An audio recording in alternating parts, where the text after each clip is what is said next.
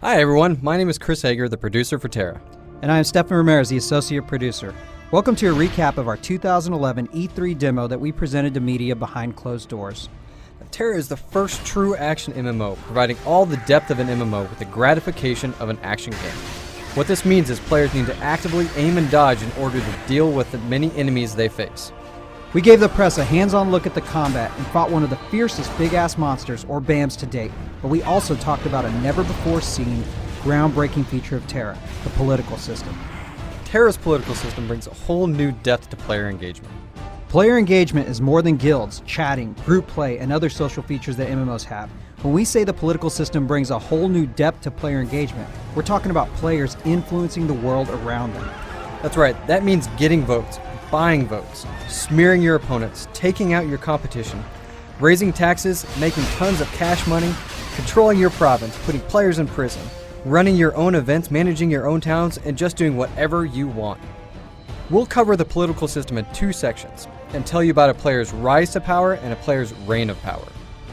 There are two ways to gain political office, and we covered this through the story of Landon, a player that uses charisma, charm, and popularity to gain office.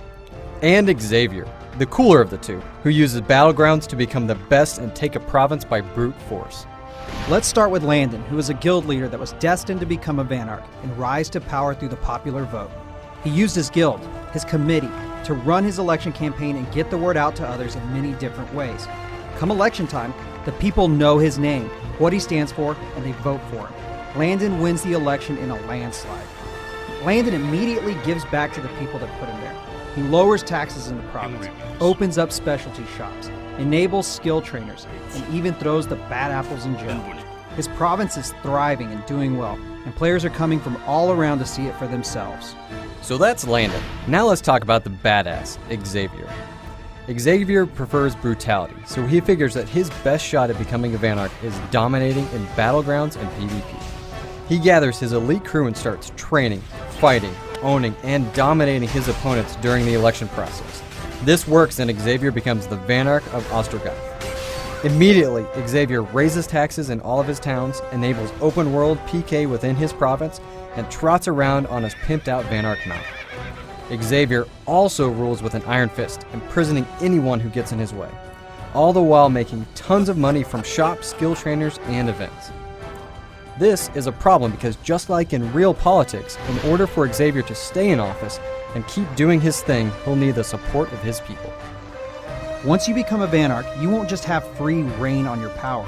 You'll need policy points to make and keep changes to your province. You can earn policy points either by receiving recommendations from your supporters or by completing very difficult Vanarch quests, which brings us to the adventure. Xavier is having a bit of trouble garnering recommendations for the people in his province. So, in order for him to maintain his privileges, he's decided to undergo a Vanarch quest to get policy points. But this is no ordinary quest. Xavier will need to face Sabernac, a mighty dragon that's been terrorizing the provinces. Xavier recruits Landon as a healer because, well, he knows Landon is pretty good and it's a win-win. They'll both get a ton of policy points. Luckily for Xavier, Tera is all action and no faction, and players decide who the heroes and villains are.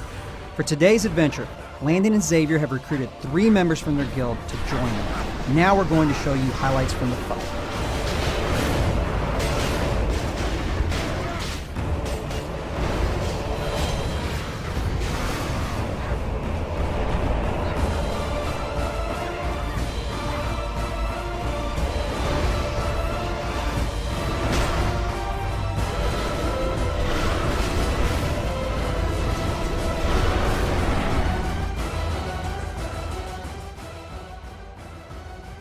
Now you know what we mean when we say Tera is action.